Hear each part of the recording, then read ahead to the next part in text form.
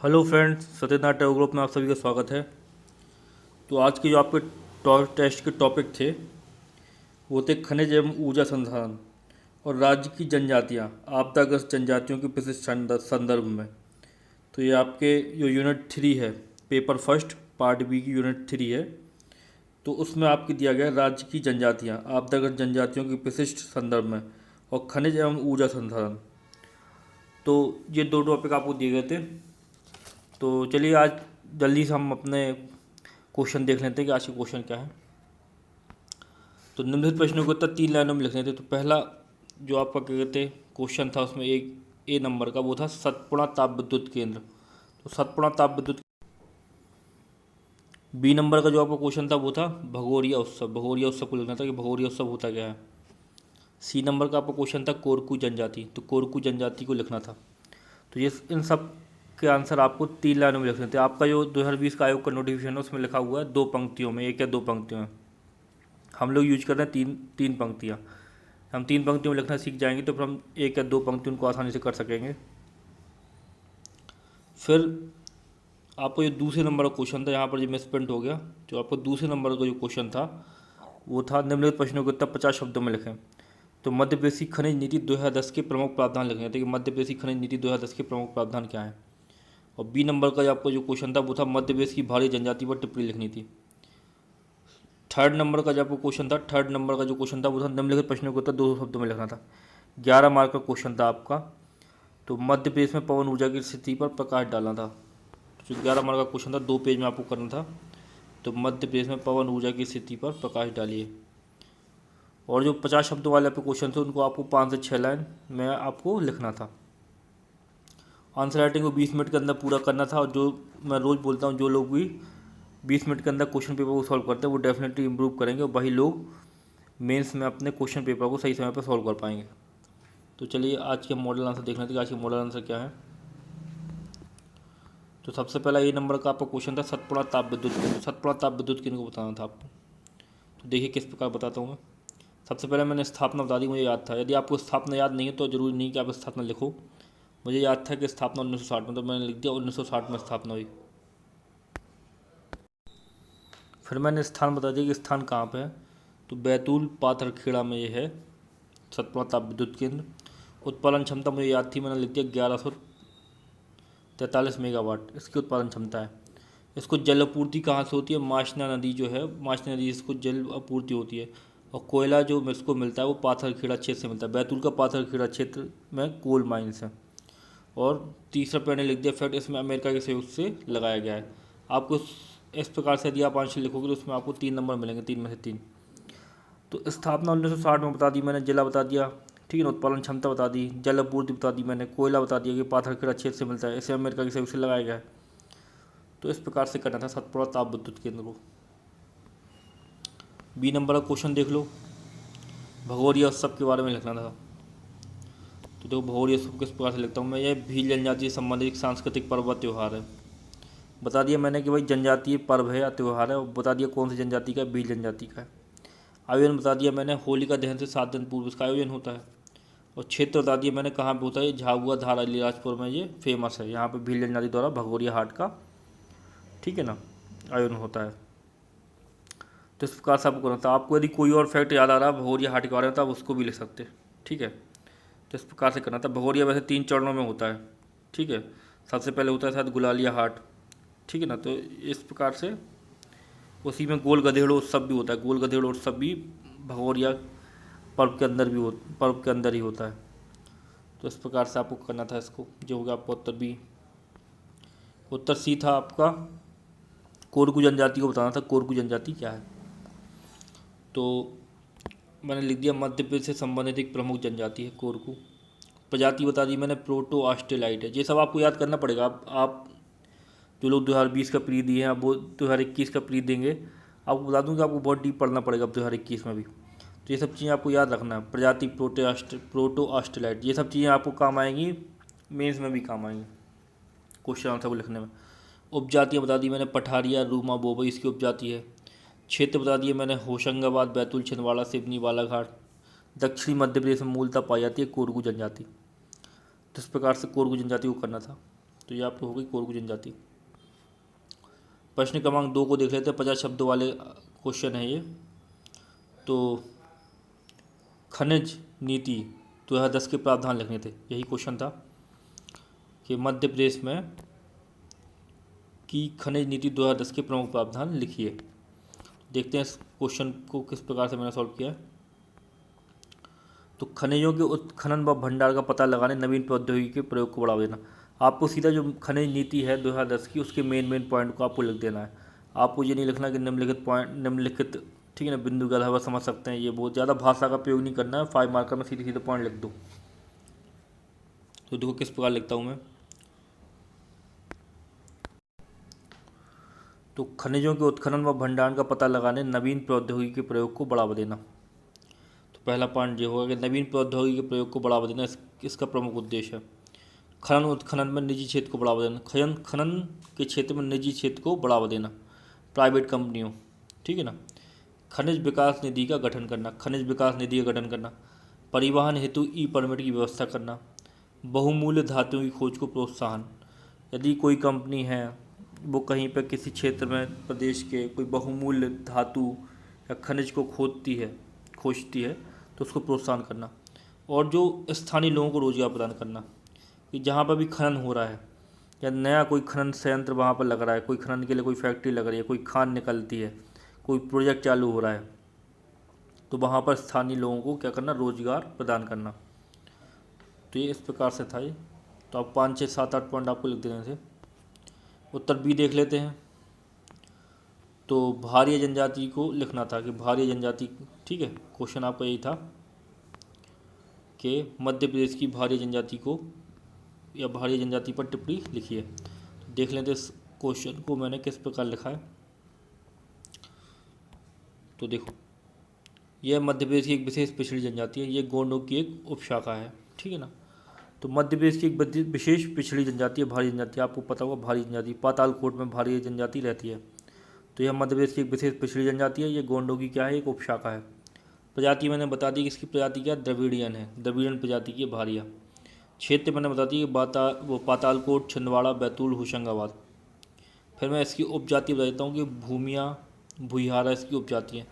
नृत्य जो लोग नृत्य करते हैं, भड़म, सैतम, सैला, कर्मा, ये सब क्या करते हैं, ये नृत्य करते हैं।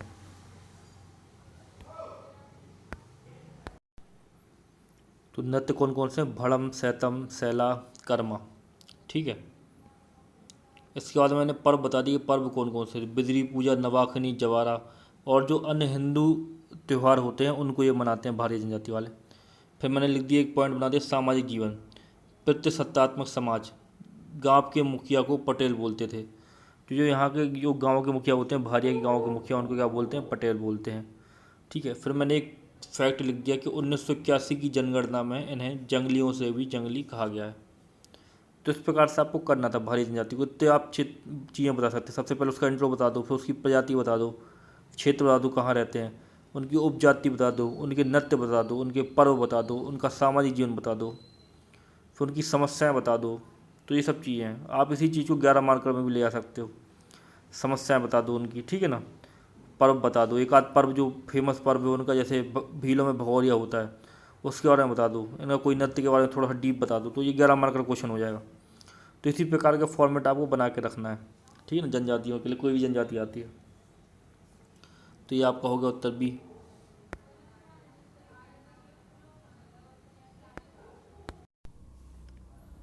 फिर तीसरे नंबर का जो आपका क्वेश्चन है, तीसरे नंबर का आपका क्वेश्चन है, पवन ऊर्जा की स्थिति पर प्रकाश डालना है। मध्य प्रदेश में पवन ऊर्जा की स्थिति पर प्रकाश डालिए।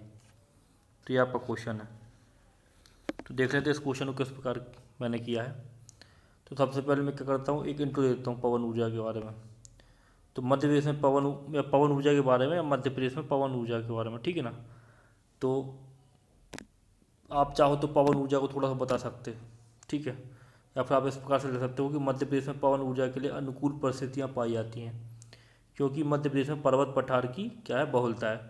पर्वत, छोटे छोटे पर्वत हैं और पठार हैं, इनकी क्या है, बहुलता है। मध्य प्रदेश में पठारी भाग ज़्यादा है। तो यहाँ पर क्या है, पवन ऊर्जा के अनुकूल दशाएं पाई जाती हैं। तो मैंने एक हल्का सा इंट्रो लिख दिया ये, ठीक है। उसके बाद में फिर मैं स्थिति, एक हेडिंग डाली मैंने स्थिति। फिर स्थिति में मैं लिखता हूँ पवन ऊर्जा के बारे में, जो जो अभी तक संयंत्र लग चुके हैं, जो जो चीज़ें हो चुकी हैं, वो सब चीज़ें मैं लिखता हूँ। तो देखो, मध्य प्रदेश में पवन प्रवाह की गति 9.4 मीटर प्रति सेकंड है, और आदर्श स्थिति क्या होती है, 8 से 23 मीटर प्रति सेकंड। जो पवन ऊर्जा के लिए आदर्श स्थिति होती है वो होती है 8 से 23 मीटर प्रति सेकंड। और मध्य प्रदेश में पवन प्रवाह की गति क्या है, 9.4 मीटर प्रति सेकंड। तो मतलब ये क्राइटेरिया को पूरा कर रहा है कि भाई यहाँ पे पवन चक्की आप लगा सकते हैं, ठीक है। फिर मध्य प्रदेश में प्रथम पवन ऊर्जा का संयंत्र देवास के जाम गोदरानी में लगाया गया। तो देवास का जो जाम गोदरानी है, यहाँ पर क्या लगाया गया, मध्य प्रदेश का प्रथम पवन ऊर्जा संयंत्र लगाया गया। मध्य प्रदेश में कुल पवन चक्कियों की संख्या 140 है। ये फैक्चुअल इन्फॉर्मेशन है, आप किसी भी, आपके पास जो भी एमपी की बुक है आप उससे ये इन्फॉर्मेशन निकाल सकते हैं। अब इनकी संख्या शायद बढ़ गई हो, तो आप थोड़ा देख लेना कितनी है। तो मध्य प्रदेश में कुल पवन चक्कियों की संख्या 140 है, जिनमें सर्वाधिक कहाँ पे है, इंदौर में है पवन चक्कियाँ। हाल ही में मध्य प्रदेश सरकार ने पवन ऊर्जा को बढ़ावा देने के लिए 9 स्थानों पर, ठीक है, हाल ही में मध्य प्रदेश सरकार ने पवन ऊर्जा को बढ़ावा देने के लिए 9 स्थानों पर 100 मीटर ऊंचे विंड मॉनिटरिंग फार्म की स्थापना की है, ठीक है ना। तो पवन ऊर्जा को बढ़ावा देने के लिए क्या किया, विंड मॉनिटरिंग फार्म की स्थापना की गई है, ठीक है। उसके बाद में 5वें पॉइंट में लिखता हूँ, वर्तमान में मध्य प्रदेश की कुल पवन ऊर्जा क्षमता 323 मेगावाट है। तो मध्य प्रदेश में जो पवन ऊर्जा का जो निर्माण हो रहा है वो क्या है, 323 मेगावाट है। फिर 6वां पॉइंट देख लिए, हाल ही में मध्य प्रदेश सरकार ने बैतूल और शाजापुर को पवन ऊर्जा के लिए नए क्षेत्र घोषित किया है, ठीक है। तो इस प्रकार से आपको ये देख लेना है, किसी भी आपको बुक में मिल जाएगी, किसी भी बुक में आपको ये चीज़ें मिल जाएंगी, तो आपको ये ना देख लेना है, ठीक है। तो उसके बाद हम देख लेते हैं पवन ऊर्जा की कमियाँ, कि पवन ऊर्जा की कमियाँ कौन कौन सी हैं। सबसे पहले आपने छोटा सा इंट्रो बता दिया, फिर उसकी स्थिति बता दी, फिर देखिए पवन ऊर्जा की कमियाँ। तो पवन ऊर्जा की कमियाँ देख लेते हैं हम लोग, पवन ऊर्जा की कमियाँ क्या क्या है। तो पवन चक्कियों के संरक्षण व रखरखाव की कमी, जो पवन चक्कियाँ उनके क्या है, संरक्षण व रखरखाव की कमी है। केवल मालवा क्षेत्र में ही पवन चक्कियाँ, अन्य क्षेत्रों में असमानता है। केवल मालवा क्षेत्र में ही स्थापित हैं ज़्यादातर पवन चक्कियाँ, अन्य क्षेत्रों में इसकी कमी। बुंदेलखंड में जाओगे आप, बघेलखंड में जाओगे तो आपको नहीं है पवन ऊर्जा, ठीक है। अत्यंत महंगी तकनीक है एवं कम ऊर्जा उत्पादन। अब भाई विद्युत के मुकाबले तो ये महंगी तकनीक है ना, ठीक है, कम ऊर्जा का उत्पादन होता है, ठीक है। जन जागरूकता एवं जन भागीदारी की कमी है। तो ये सब क्या हो गई, इसकी कमियाँ हो गई। लेकिन क्या है, इसके कुछ लाभ भी हैं, तो लाभों को आपको लिख देना है, लाभ कौन कौन से हैं। तो देखो, ऐसे ग्रामीण क्षेत्र जहाँ विद्युत नहीं पहुँच पाई है उन क्षेत्रों में विद्युत निर्माण। तो ये जो लाभ है, ये आप पवन ऊर्जा में लिख रहे हैं, आप इसको सौर ऊर्जा में भी लिख सकते हैं कि ऐसे ग्रामीण क्षेत्र जहाँ विद्युत नहीं पहुँच पाई है उन क्षेत्रों में विद्युत निर्माण, ठीक है। फिर दूसरा लाभ आप लिख दो, परंपरागत ऊर्जा के साधनों पर निर्भरता कम। तो परंपरागत ऊर्जा के साधन जो है उन पर क्या होती है, निर्भरता कम होती है। पर्यावरण को नुकसान कम से कम, पर्यावरण को जो नुकसान होता है वो कम से कम होता है, ठीक है ना। तो इस प्रकार से ये आपको होगा लाभ। फिर आप प्रयास लिख दो, प्रयास है पवन ऊर्जा नीति 2012। सरकार ने पवन ऊर्जा को बढ़ावा देने के लिए पवन ऊर्जा नीति 2012 को घोषित किया है।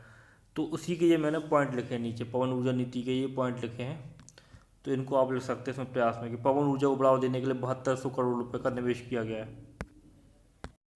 पवन ऊर्जा नीति 2012 में 7200 करोड़ रुपए का क्या किया गया, निवेश किया गया। पवन ऊर्जा की क्षमता को 1200 मेगावाट तक करना, इसका लक्ष्य है पवन ऊर्जा नीति का, 1200 मेगावाट तक पवन ऊर्जा की क्या करना, क्षमता करना, दीर्घकालिक लक्ष्य है जिसका। पवन ऊर्जा की स्थापना हेतु निजी क्षेत्र की भागीदारी सुनिश्चित करना, ठीक है ना, प्राइवेट सेक्टर को लाना। तो ये क्या है, निजी क्षेत्र की भागीदारी सुनिश्चित करना पवन ऊर्जा के लिए, और प्रत्येक जिले में पवन ऊर्जा संयंत्र की स्थापना करना, ठीक है। तो ये पवन ऊर्जा नीति 2012 यही प्रयास हो जाएंगे काय के, सरकार के। फिर एक निष्कर्ष लिख दो आप हल्का सा, कि इन कमियों के बावजूद भी मध्य प्रदेश सरकार ने पवन ऊर्जा की गति को बढ़ावा देने के लिए 2012 में नई पवन ऊर्जा नीति की घोषणा की, ठीक है ना। या फिर आप अब ये निष्कर्ष, या फिर आप इसकी जगह आप लिख सकते हैं कि इन कमियों के बावजूद भी मध्य प्रदेश में पवन ऊर्जा, ठीक है ना, पवन ऊर्जा से विद्युत निर्माण की अपार संभावनाएं मौजूद हैं, ठीक है ना। तो इस प्रकार से, या पवन ऊर्जा की अपार संभावनाएं मौजूद हैं, तो इस प्रकार से आप निष्कर्ष ले सकते हो, ठीक है। तो ये इस प्रकार से करना था। इस कमियों के बावजूद भी मध्य सरकार ने पवन ऊर्जा की गति को बढ़ावा देने के लिए 2012 में नई पवन ऊर्जा नीति घोषित की है। तो इस प्रकार से करना था आपको। अब देख लो, ये जो आप लिखोगे ये आपका पूरा 2 पेज में चला जाएगा। ये जब आप लिखोगे, ये अभी क्या कहते हैं इसमें लिखा है, कंप्यूटर के पेज है ये, इसमें लिखा हुआ है। जब आप लिखेंगे तो ये क्या पहुँच जाएगा, 2 पेज में आपका पहुँच जाएगा। आप चाहो तो बीच में एक डायग्राम डाल सकते हो एमपी का, ठीक है। आप एमपी का फ्री हैंड डायग्राम बनाना है आपको, फ्री हैंड डायग्राम बनाओ, ठीक है। एमपी का फ्री हैंड डायग्राम बना के इस प्रकार से,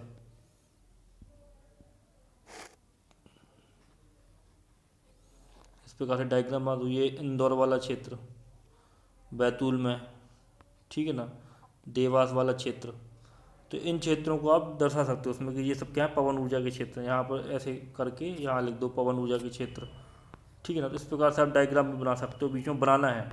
यदि आपको लगता है कि भाई ये छोटा लग रहा हमें, ठीक है, अब आप पवन ऊर्जा में क्या लिखोगे, पवन ऊर्जा में मध्य प्रदेश में इतने लिख पाओगे। और इसी प्रकार के क्वेश्चन आते हैं, पेपर में आते हैं इसी प्रकार के क्वेश्चन, तो उसमें डायग्राम भी बना सकते हो। अब डायग्राम बनाना है बिल्कुल इसी प्रकार। यदि सौर ऊर्जा आती है तो सौर ऊर्जा में भी आपको इसी प्रकार से लिखना है, ठीक है। और अब जैसे आप यहाँ सौर ऊर्जा में आप यही चीज़ें लिख सकते हैं, कमियाँ सौर ऊर्जा में यही लिख सकते हैं कि पवन चक्कियों के संरक्षण व रखरखाव की कमी है। तो सौर ऊर्जा में जब लिखो तो पवन चक्की की जगह लिख दो सोलर पैनल के संरक्षण व रखरखाव की कमी है, ठीक है। और बता दो कि सोलर पैनल केवल कुछ क्षेत्र, जो क्षेत्र हैं सोलर पैनल के, वहीं पे क्या कहते हैं, सोलर पैनल को क्या किया गया है, स्थापित किया गया। महंगी तकनीक है, जन जागरूकता, जन भागीदारी कमी है। और सोलर ऊर्जा में एक दिक्कत ये भी आती है कि उसको स्टोरेज की दिक्कत आती है, उसको स्टोर करके रखना पड़ता। तो ये सब चीज़ें हैं। तो इस प्रकार से एक होना था क्वेश्चन आपको। तो मैं आशा करता हूँ आज की वीडियो आपको अच्छा लगा होगा। कल फिर मिलते हैं नई वीडियो के साथ में। धन्यवाद।